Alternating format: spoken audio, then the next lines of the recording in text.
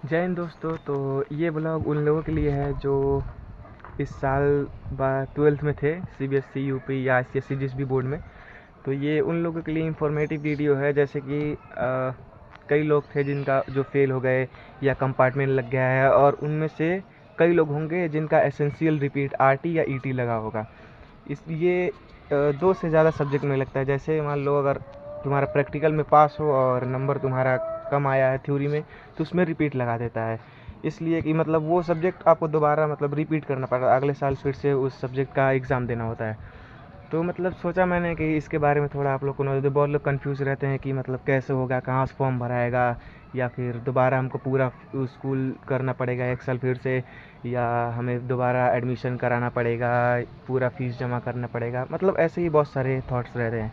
तो इस वीडियो में मतलब मैं वही क्लियर करूँगा। जैसे ये रिपीट जैसे होता है, आप जैसे मान लीजिए 5 सब्जेक्ट का ये होता है एग्ज़ाम, तो 2 सब्जेक्ट में आप पूरे नंबर से पास हो गए हैं। एक चीज़ मान लीजिए, जैसे कि थ्योरी में आपका 23 रहता है, आप 27 आ गए हैं या 28, मतलब वो 2 सब्जेक्ट पास हो चुका है। और ये एसेंशियल रिपीट उन सब्जेक्ट में लगता है जैसे कि आपका प्रैक्टिकल और थ्योरी दोनों मिला के हो रहा है, जैसे 21, 22 या 20, ऐसा मतलब कोई नंबर बनता है।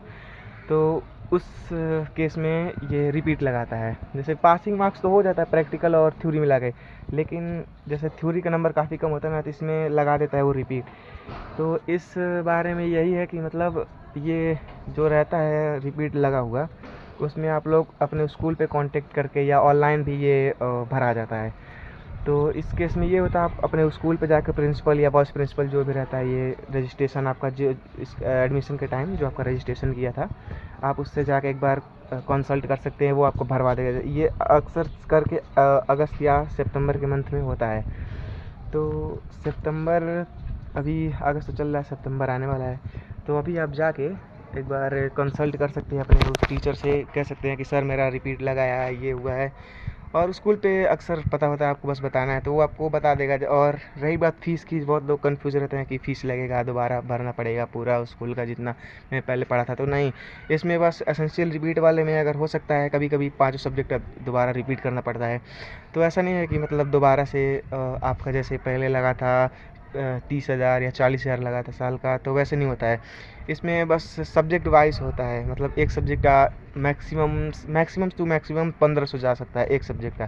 तो आप ऐसे ही दोबारा अपना भर सकते हैं और जाके आराम से बच्चों के साथ एग्ज़ाम दे सकते हैं। जैसे कि ये रेगुलर नहीं होता, इसके बाद जब कैंडिडेट इसको भरता भी है तो ये प्राइवेट हो जाता है। प्राइवेट मतलब आप स्कूल नहीं जा सकते। अगर मान लीजिए आपका प्रिंसिपल से, मतलब आपका प्रिंसिपल चाहे या स्कूल वाले चाहें, तो आपको नॉर्मली आप क्लास में बस बिठा सकते हैं क्लास करने के लिए, तो उसका वो कोई इशू नहीं है।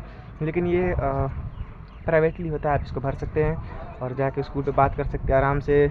2 से 3 हज़ार में आपका पूरा मतलब क्लियर हो जाएगा। आपको प्रैक्टिकल दोबारा देना भी नहीं है, प्रैक्टिकल का नंबर वैसे ही रहेगा।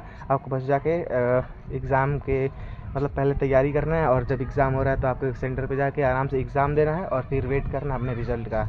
इसमें कोई वो इशू नहीं है। आप सबको मैं यही कहना चाहूँगा, मतलब जिसका भी ऐसा कुछ हुआ हो, ऐसा कोई सीन है, तो वो अपने स्कूल पे एक बार जाकर अपने प्रिंसिपल से या कॉल करके ही एक बार कंसल्ट ज़रूर कर ले। तब तक के लिए